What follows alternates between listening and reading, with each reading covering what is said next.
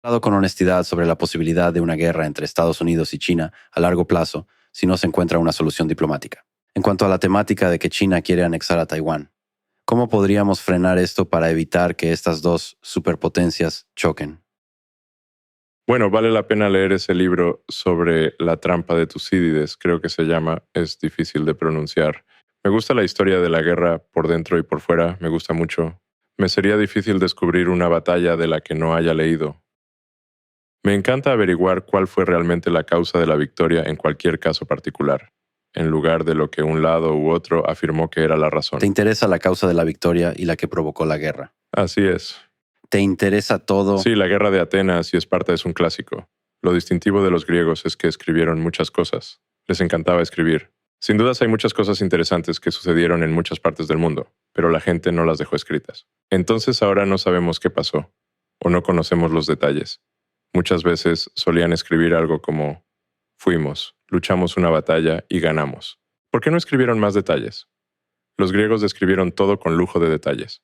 Ellos eran muy elocuentes, les encantaba escribir, y por suerte hay un montón de esos escritos que se han conservado. De este modo, conocemos la causa de la guerra del Peloponeso entre Esparta y la alianza ateniense. Y la verdad es que sabemos que todos la veían venir y que no terminó tomando por sorpresa a nadie. Quiero decir, los espartanos no escribían, tampoco eran muy verbosos por naturaleza, pero sí escribían. Pero no eran muy verbosos, no eran concisos. Pero los atenienses y los otros griegos escribían mucho. Ellos dijeron que Esparta era como el líder de Grecia, pero que Atenas se fue haciendo más y más fuerte con cada año que pasaba. Bueno, y lo curioso es que todos expresaron que era inevitable que haya un choque entre Atenas y Esparta. ¿Podrían haber hecho algo para haberlo evitado? Bueno, a pesar de que todos lo vieron venir, nadie lo pudo evitar. Bueno, se sabe que hay veces en las que una civilización o población termina superando a otra sin importar la historia. Por ejemplo, imagina que Estados Unidos ha sido el chico más grande del barrio desde alrededor de 1890, teniendo en cuenta el punto de vista económico. Estados Unidos ha sido el motor económico más poderoso del mundo por más tiempo del que cualquiera ha vivido. Y si lo piensas, la base de casi todas las guerras es económica. De este modo, en la actualidad tenemos el caso de China, nación de la cual es probable que la economía sea 2 o quizás 3 veces más grande que la de Estados Unidos. Entonces, imagina que eres el niño más grande del barrio, desde que todos tienen memoria, y de repente llega un chico que es el doble de tu tamaño. Entonces esto se ve venir. Según tu visión, ¿cómo podríamos detenerlo? Déjame acotar algo relacionado a esto, sobre el intercambio cultural y el entendimiento. Parece haber una enorme brecha cultural en la comprensión mutua, y tú eres un caso de estudio interesante porque eres estadounidense y se Claro, sabe así que es. eres un increíble fabricante aquí en Estados Unidos, pero también trabajas con China. He pasado mucho tiempo en China y me he reunido con los líderes muchas veces. Quizás una buena pregunta para hacerte es, ¿cuáles son algunas cosas sobre China que la gente no entiende? Y me refiero a cosas positivas de su cultura. ¿Qué cosas interesantes has aprendido sobre los chinos? Bueno, la cantidad de personas realmente inteligentes y trabajadoras que hay en China es increíble. Si me preguntas cuántas personas inteligentes y trabajadoras hay en China, te respondería que hay muchas más allí que aquí, teniendo en cuenta mi experiencia. Además, la gran mayoría de los chinos tiene mucha energía. Por otro lado, la arquitectura china de los últimos años es mucho más impresionante que la de Estados Unidos. Por ejemplo, las estaciones de tren, los edificios, el tren de alta velocidad, entre otras cosas. Todo eso es mucho más impresionante que las construcciones aquí en Estados Unidos. Les recomiendo a todos ir a Shanghái y a Pekín. Vayan a ver los edificios y tomen el tren de Pekín a Xi'an, donde están los guerreros de terracota. China tiene una historia increíble, la cual es muy antigua, y me parece que, en términos del uso del lenguaje, desde un punto de vista escrito, el chino es uno de los idiomas más antiguos. Quizás el chino sea el idioma escrito más antiguo, y en China la gente escribía mucho. Históricamente, China siempre ha estado enfocada en sí misma, salvo en raras excepciones. Nunca ha querido adquirir otras tierras. Los chinos han luchado entre sí y han atravesado muchas guerras civiles. En las guerras de los Tres Reinos, creo que perdieron alrededor del 70% de su población. De este modo, se puede ver que China ha tenido que luchar bastantes guerras internas, bestiales en el pasado, las cuales hacen que la guerra civil de Estados Unidos parezca pequeña en comparación con las suyas. Así que creo que es importante apreciar el hecho de que China no es monolítica. Tendemos a pensar en China como una entidad con una sola mente, pero esto definitivamente no es así y estamos errados. Por lo que he visto, y creo que la mayoría de las personas que comprenden a China estarán de acuerdo conmigo, la gente en China piensa en temas relacionados a su país 10 veces más de lo que piensan en cualquier otra cosa fuera de China. Ellos piensan en sus asuntos internos en alrededor de un 90%, para que te des una idea aproximada de su mentalidad.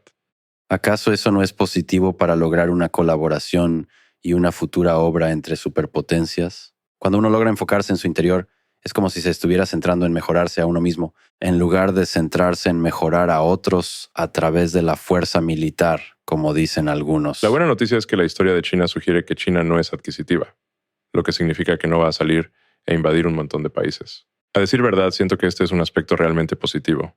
Lo digo en serio, porque muchos países que han tenido mucho poder durante años han sido adquisitivos.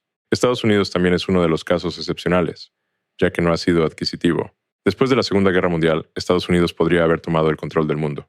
Teníamos armas nucleares, y nadie más las tenía. Y además, no teníamos por qué perder soldados. Podríamos haber conquistado cualquier nación. Estados Unidos podría haber conquistado todo, pero no lo hizo. Y no solo eso, sino que ayudó a reconstruir otros países que estaban destruidos. Sin ir más lejos, ayudó a reconstruir Europa, así como también Japón. Este es un comportamiento muy inusual, y te diría que casi sin precedentes. Ahora bien, Estados Unidos hizo actos de bondad llamativos como el puente aéreo de Berlín. Y algunos podrían decir que Estados Unidos ha hecho cosas malas. Eso es completamente cierto. Pero, en mi opinión, hay que considerar todas sus acciones, tanto las buenas como las malas. Bueno, y analizando todo en general, un aspecto clave sería considerar cómo Estados Unidos trata a sus prisioneros de guerra. O mejor aún, dicho de otro modo. A ver, sin ofender a los rusos, pero digamos que estás en Alemania y es 1945. El ejército ruso se aproxima por un lado, mientras que los ejércitos de Francia, Inglaterra y Estados Unidos se acercan por el otro lado. ¿Ante quién preferirías rendirte? Ningún país es moralmente perfecto, pero recomiendo ser prisionero de guerra de los estadounidenses. Esa sería mi elección sin duda.